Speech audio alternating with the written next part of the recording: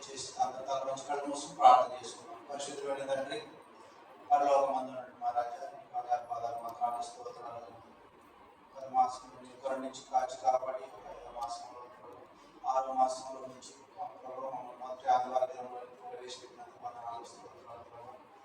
ఆయన నీ సన్నిధి కాపుదల మా అందరిపై ఉంచి ప్రభావ ఇచ్చినటువంటి వాతావరణాన్ని బట్టి నెమ్మది బట్టి మా నాలుగు స్తోత్రాలు. ఆయన ఎక్కడైతే ఇద్దరు ముగ్గురు నీ నామం కూడా ఉంటారో వారి మధ్యలో నివాసం చేస్తానని తెలియజేసే దేవాన్ని మా నాలుగు స్తోత్రాలు ప్రభావ. కరుణా సంపన్నత కృపాసక్తి సంపన్న స్తోత్రాలు ప్రభావ. ఈ యొక్క మందిరంలో వీళ్ళ చేత మేము పొందినట్లు ప్రభావ మీరు ఇచ్చినటువంటి జీవవాక్యాన్ని చేతపట్టుకుని తద్వారా ప్రభావ మేము మీ సన్నిధానంలో ప్రభు నీ ప్రోత్సాహం చెల్లించినట్లు మీరు ఘనత మహిమ ప్రభావాలు పొందుకోమని యేసుక్రీస్తు ప్రభు శ్రేష్టమైన నామములో ప్రార్థించి వేడుకొంచున్నాము తండ్రి. ఆమేన్. ప్రభునందు ప్రియమైన వాళ్ళ చూసినట్లయితే నీవు నీ ఆవరణంలో నివసించినట్లు నీవు ఏర్పరచుకొని చేర్చుకున్న వాడు ధన్యుడు. నీ పరిశుద్ధాలయం చేత నీ మందిరంలోని మేలు చేత మేము తృప్తి పొందినాము. ఎప్పుడైతే ఆయన సన్నిధికి మనము వచ్చి ఆయన మందిరాలలో కూర్చుండటం ద్వారా, ఆయన మందిరాలలో ఆయన యొక్క వాక్యులు వినడం ద్వారా దేవుడు తన యొక్క పరిశుద్ధ నామాన్ని బట్టి మనకి ఇస్తున్నటువంటి మేలును బట్టి దేవుడి సన్నిధిలో మనం ఆయన కృతజ్ఞతాపూర్వకంగా ఉండాలి. ప్రభుత్వం ప్రియమైన వాళ్ళ మనం జీవించడానికి ఆహారం దయచేసినటువంటి దేవుడు, ప్రాణం ఇచ్చినటువంటి దేవుడు, వస్త్రం ఇచ్చినటువంటి దేవుడు, మరి పానీయాన్ని మనకి ఇచ్చినటువంటి దేవుడు ఉచితముగా పొందిరు కనుక మీరు ఉచితముగా ఇవ్వడని చెప్పి ప్రభు తెలియజేస్తున్నాడు. కనుక మనం ఆ యొక్క పరలోక నిధిలోనికి మనం కొంత భాగస్వామ్యులుగా ఉండవలసిన వారు ఉన్నాం. ప్రభునందు ప్రియమైన వాళ్ళ ఎలాగనగా ఆయన కృపా సమృద్ధి గల దేవుడుగా ఉంటున్నాడు కనుక మనం ఆయన యొక్క సన్నిధిలో అట్టి సమృద్ధమైనటువంటి ఈవులను పొందుకోవడానికి గాను దేవుడు మనకు ఏర్పాటు చేసినటువంటి ఈ యొక్క ఆయన యొక్క ఆవరణంలో అనగా నీ ఆవరణంలో నివసించినట్లు నీవు ఏర్పరచుకుని చేర్చుకున్న వాడు ధన్యుడు. నీ పరిశుద్ధాత్మ చేత నీ మందిరంలోని మేలు చేత మేము తృప్తి పొందిదాము. ఆయన ఇచ్చినటువంటి జీవవాకు చేత మనము తృప్తి పొందుకోవాలి. ప్రభునందు ప్రియమైన వారరా, అప్పుడే మనము దేవుని యొక్క శాశ్వత రాజ్యంలోనికి మనము ముందుకు కొనసాగడానికి కృపగలిగిన వారమై ఉంటాం. అందుకని 1వ యోహాను పత్రిక 4వ అధ్యాయం 10వ వచనంలో ఒక మాటను జ్ఞాపకం చేసుకుందాం. యోహాను రాసిన మొదటి పత్రిక 4వ అధ్యాయం 10వ వచనం.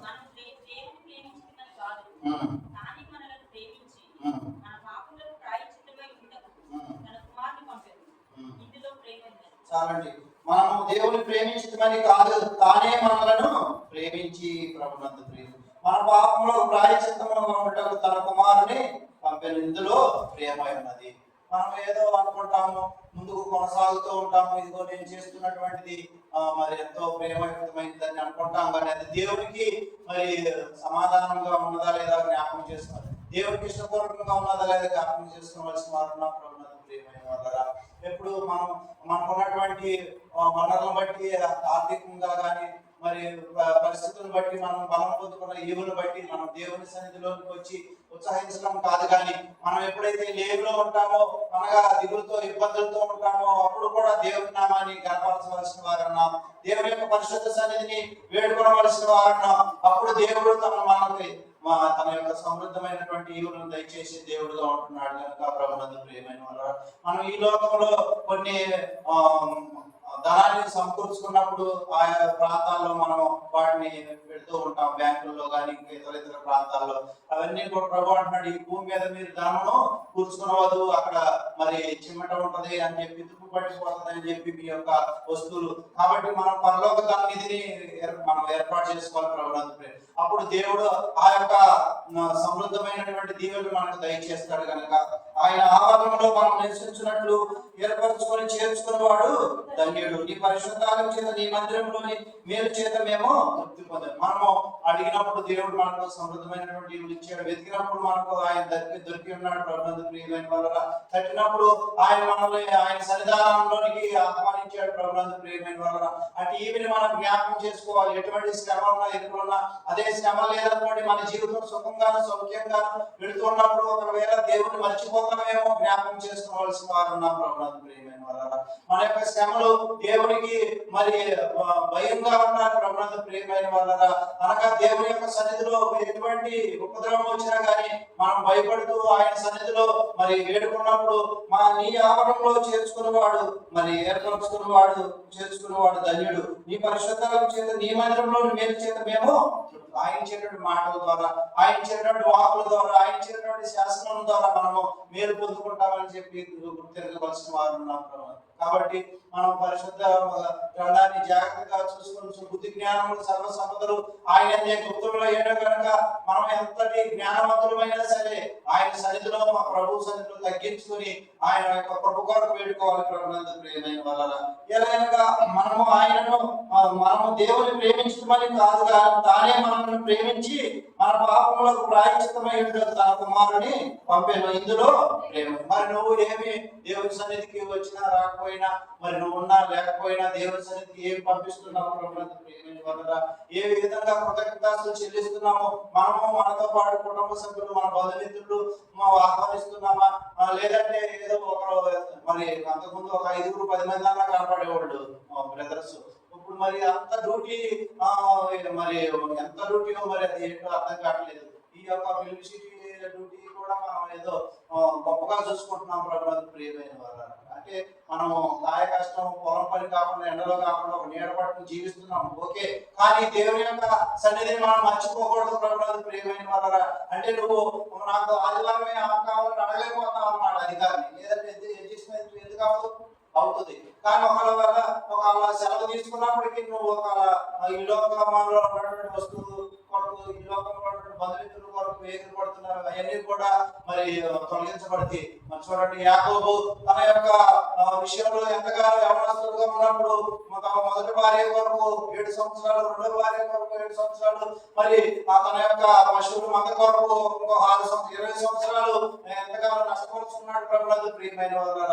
మరి ఈ లోకంలో దేవుడు ఇచ్చినటువంటి బాల్యంలో కానీ యవనంలో కానీ మనము వయసులో కానీ దేవుని కన్నా ఎరుగు ఉండలేకపోతే మరి వృద్ధాప్యంలో మనం ఎంతగానో ఇరుకులు, ఇబ్బందులు, శోధనలు మరి మన చుట్టూ ఉంటాయి ప్రభునందు. ఎప్పుడైతే దేవుని ఎరిగి ఉంటామో అన్నా చూడండి, 84 సంవత్సరాలు పగలు దేవుని యొక్క సన్నిధిలో ఉపవాసం ఉండి ఏ రీతిగా స్థుతిస్తుందో మనం జ్ఞాపకం చేసుకోవాల్సిన వారు ఉన్నాం ప్రభునందు. మన యొక్క శోధనలు కానీ శ్రమలు కానీ, ఇదిగో మన యొక్క వాహనానికి ఇంధనం లేకపోతే ఎంత ఇబ్బందో, అంటే శ్రమ మరి ఎటువంటి శ్రమ కానీ ఇబ్బందులు ఉన్నప్పుడు అవి కన్నా మన జీవితానికి లేకపోతే మన యొక్క వాహనం నడవదు ప్రభునందు ప్రియమైన వాళ్ళ. సుఖంగా సౌఖ్యంగా ఉన్నామనుకోండి, నా ప్రాణమా తినుము త్రాగము సుఖించుము అంటున్నాడు. అతడు మరి ఎంతో వేదంతో అంటున్నాడు, ఒక చుక్క నీళ్ళ కోసం అయ్యా అబ్రహామును పంపించమని వేడుకుంటున్నాడు ప్రభునందు ప్రియమైన వాళ్ళ. కాబట్టి చూడండి, డబ్బున్న వారందరూ కూడా ఎడారి ప్రయాణానికి చూస్తానికి వెళ్ళారంట. ఎడారిలో మరి అక్కడ 60 కిలోమీటర్లు 100 కిలోమీటర్లు వెళ్తే గానీ ఆ ఎడారి దాటి జనవాసంలోనికి రాలేదన్నమాట. అటువంటి సమయంలో వాళ్ళు నిల్చున్నటువంటి ట్రక్ ఏమైపోయింది, చెడిపోయింది. బాగు చేయడానికి అక్కడ ఎవరో లేరు, కానీ ఉన్న నీళ్ళన్నీ కూడా అయిపోయింది. ఎంతో ప్రయాసపడి చల్లాచెదులు అయిపోయి ఈ పక్షులు మరి చిన్న చిన్న ప్రాణులు ఏ రీతిగా అయితే ఆహారం కొరకు పానీయం కొరకు వెళ్తూ మరి రాలిపోతూ ఉంటే అలా రాలిపోయారు, పెట్టలాగా రాలిపోయారు. ఎంతమంది? దాదాపు 60 మంది ప్రభుత్వం. ఒకరో ఇద్దరు మరి ఓపిక తెచ్చుకుని 50 కిలోమీటర్లు ఎడారిలో నడిచి బయటికి వెళ్ళి చెప్తే కానీ ప్రపంచానికి తెలియలేదు ప్రభునందు ప్రియమైన. అటువంటి మరి ఈవులు మరి అటువంటి పరిస్థితుల్లో ఉన్నప్పుడు దేవుడు మనం కరుణించి కాచి కాపాడుతూ నీకు అనవస్త్రాన్ని ఇచ్చి, పానీయాన్ని ఇచ్చి, దేవుడు నీకు సుఖ సౌకర్యంగా గృహాన్నిచ్చి దేవుని యొక్క ఆవరణాన్ని ముఖ్యంగా ఇచ్చి ఉన్నాడు ప్రభునందు ప్రియమైన. దీన్ని ఎంతో మనం పరిశుద్ధంగా మరి ఆచరించాలి. ఆయన యొక్క కృపలో మనం దీవించబడి ఉన్నామని చెప్పి ముందుకు కొనసాగాలి. ఇప్పుడు బ్రదర్ కనపడ్డాడు అనమాట, ఆయన నాకు 20 రూపాయలు ఖర్చు పెట్టాడు అనమాట. నేను అసలు నేనే మామూలుగా వ్యక్తి పరిస్థితి ఒక 200 రూపాయలు ఇస్తాను అనమాట. దేవుడు అలా ఆశీర్వదించాడు. ఆ అన్న అంటున్నాడు అనమాట, నా ఎక్కడ ఉన్న పిల్లలంటే 2 అమ్మాయిలు అన్నమాట. ఒక మంచి ఇల్లు కట్టుకున్నాడు, శుభ్రంగా ఉంటున్నాడు.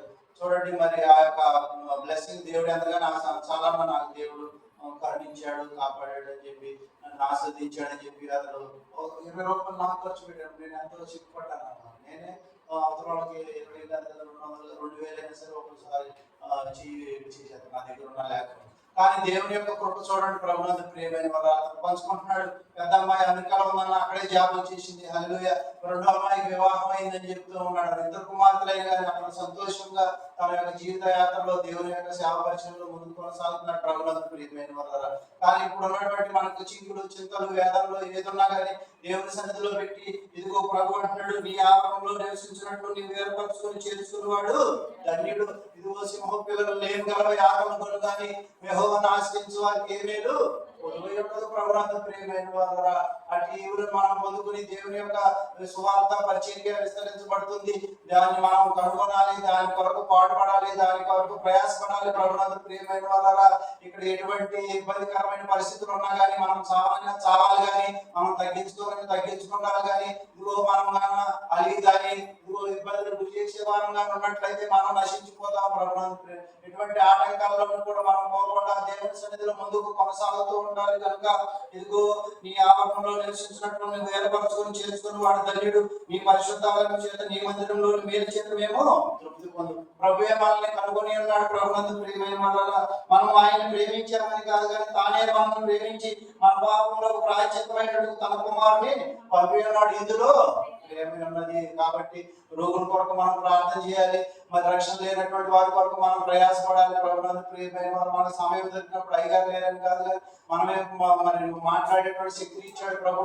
ఎప్పుడు కీర్తిస్తామా అని చెప్పి, ఎప్పుడు వాక్యం బోధించాలని చెప్పి, ఎప్పుడు ప్రార్థించాలని చెప్పి మనం కుతూహలంతో ఉండాలి. ప్రభునందు ప్రియమైన వారు అందుకే భక్తుడు అన్నాడు, కుతూహలం ఆర్పాటమే నా యేసుని సన్నిధిలో, ఆనందం ఆనందమే మన యేసుని సన్నిధిలో, కుతూహలం ఆర్పాటమే నా యేసుని సన్నిధిలో, ఆనందం ఆనందమే నా యేసుని సన్నిధిలో.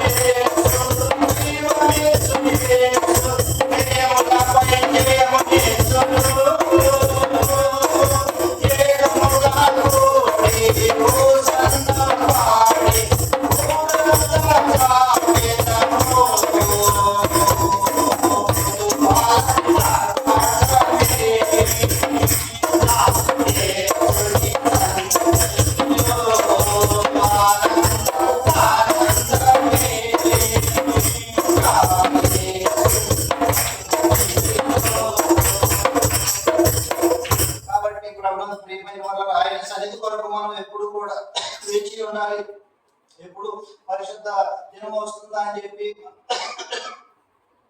సిద్ధపాటు కలిగి ఉండవలసిన వారు ఉన్నాం. అందుకే చివరిగా చూసినట్లయితే 5వ వచనంలో మాకు రక్షణకర్తమైన దేవా భూదిగంధముల నివాసులందరికీ దూర సముద్రం మీద ఉన్న వారికి ఆశ్రమైన వాడా, నీవు నీతిని బట్టి భీకర క్రియల చేత మాకు ఉత్తరమిస్తున్నావు. బలమునే నడికట్టుగా కట్టుకున్న వాడై తన శక్తి చేత పర్వతములను స్థిరపరచువాడు ఆయనే. ఈనాడు పర్వతములు గుట్టలు అన్ని కూడా ఏది కూడా మరి అడ్డు రాకుండా అయిపోయింది ప్రభునందు, భూమిని ఆక్రమించుకునే వారికి. కాబట్టి భూమి శాశ్వత కాలం ఉండకూడదు ఎవరికి కూడా, అది 50 సంవత్సరాల వరకే ఉండాలంట బైబిల్ గ్రంథం బోధిస్తుంది. కాబట్టి ప్రభునందు ప్రియమైన వల్ల మనం ఈ లోకంలో జీవిస్తున్నామంటే మన యొక్క ఆయుష్ 75 సంవత్సరాలు 85 సంవత్సరాలు ఇబ్బందులు కనుక దేవుని యొక్క సన్నిధిలో ప్రభు మనకి ఇచ్చినటువంటి ఆయుష్ను బట్టి ఆరోగ్యాన్ని బట్టి దేవునికి కృతజ్ఞతలు చెల్లిస్తూ, అనగా నీ యొక్క పిల్లలను నువ్వు చూసేదామని చెప్పి దేవుడు వాగ్దానం ఇచ్చారు కనుక అటు వాగ్దానాన్ని చేతపట్టుకుని దేవుని సన్నిధిలో మనము జీవిస్తూ దేవుని సన్నిధిలో ఆయన ఆరాధిస్తూ మహిమపరుస్తూ ఆయన కృప కొరకు ఎలాగనగా మనం ఆయన ప్రేమించామని కాదు, ఆయనే మనల్ని ప్రేమించి మన కొరకు ఆయన కుమారుడు పంపించి ఉన్నాడు కనుక ఇందులో ప్రేమ సత్యాన్ని గమనించి ప్రభు కొరకు మనం ఎగిరిపడుతూ ఆయన యొక్క కుమారుని యొక్క రక్తం చేత మనం పరిశుద్ధపరచబడి శిలువలో కాచిన మన పాపముల చేతను శాపముల చేతను మనం చచ్చిన వారమై ఉండగా క్రీస్తుతో కూడా మనం బ్రతికించినటువంటి దేవుడు, మన యొక్క భారమంతా కూడా తీసినటువంటి ప్రభు మనకున్నాడని గుర్తిరిగి మనకిచ్చినటువంటి సంతోషాన్ని బట్టి కుతూహలాన్ని బట్టి దేవుని స్తుతిస్తూ ఆరాధిస్తూ ఆయన సన్నిధిలో సాగిలపడి ఆయన కృతజ్ఞతలు చెల్లిస్తూ ప్రభు చేసిన మేలుకై నీకు ఇచ్చిన రక్షణాన్ని బట్టి, రక్షణ ఆనందాన్ని బట్టి, ఆయన ఇచ్చినటువంటి కృపను బట్టి, ఆయన ఇచ్చినటువంటి ఆరోగ్యాన్ని బట్టి దేవునికి కృతజ్ఞతలు చెల్లిస్తూ ప్రభు మన గత 5 మాసాలు గమనించి పగలు ఎండ దెబ్బైనను రాత్రి వెన్నెల దెబ్బైన తాగకుండా జీవితంలో మనందరం కూడా పోషిస్తూ ఇశ్రాయేలును కాపాడేవాడు కొడుకుడు నిద్రపోవడానికి వాగ్దానం మనకి ఇచ్చినటువంటి ప్రభు మనకున్నాడని గుర్తిరిగి ఆయన స్తుతిద్దాం, ఆరాధిద్దాం, మహిమపరుద్దాం. దేవుని కొద్ది మాటలు దీవించును గాక. ఆమేన్.